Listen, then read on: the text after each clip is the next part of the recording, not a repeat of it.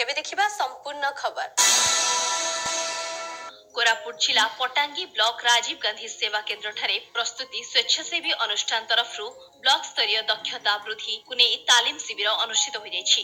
एथिरे पटांगी ब्लॉक रो विभिन्न पंचायत रो युवक माने अंशग्रहण करिथिले एवं नूतन संगठन चयन करी दायित्व तुलाइबा पई नियुक्ति दिया जायथिला। सुशांत कुमार बलवंत राय मु प्रस्तुति अनुष्ठान तरफरु प्रतियोगिता करुचे।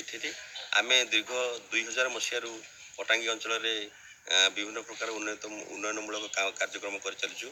आज जो कार्यक्रम टी आमर ये आज उद्देश्य थिला से ब्लॉक स्तर में गोटे लोक संगठन प्रस्तुति एवं से लोक संगठन किभली तांकर उद्देश्य जानिबे एवं उद्देश्य को आग को केमतिका यही पटांगी अंचल केमती उन्नति हम कार्यक्रम करेंगे।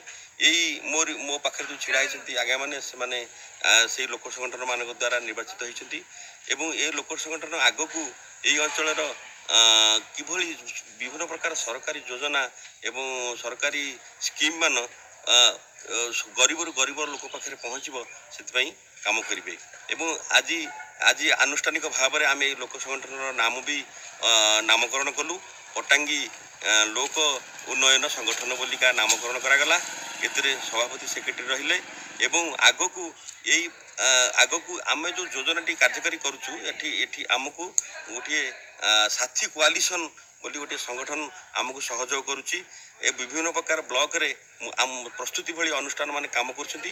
से अनुष्ठान माने जो काम करछंती आगकू यही ब्लॉक रू भी सेठी जिला स्तर भी प्रतिनिधित्व करेंगे एवं ये गोटे प्रेसर ग्रुप भली काम कर सरकार को जनईदेव जे आईन मुताबक केमतिका लोक मैंने गरीब लोक तार आईन विषय जो अज्ञ हम एवं सी तार अधिकार न्याय्य अधिकार केमती पाइब।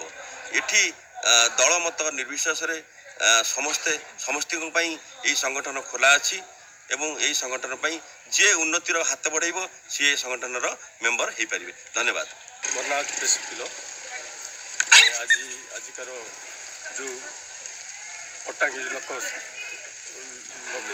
उन्नयन संगठन जेहेतु मत आज सभापतित्व करूँ आज लोकों बोली काम करवा चाहूँ तेणु निश्चिंत भाव पटांगी उन्नति एवं आम गरीब लोक उन्नति निश्चित काम कर राजनीति कौन सी मो पक्षे राजनीति चाप पकाइले भी मो लोकों काम करे मोर कौन से किसी असुविधा दल प्रति मोर कौन आपत्ति नहीं। केवल संगठन ही काम करेंगे संगठन ही काम करी कि राजनीति काम कर सब चाप पड़े मोर कौन कहते मो लोकों रही लोकों काम कर।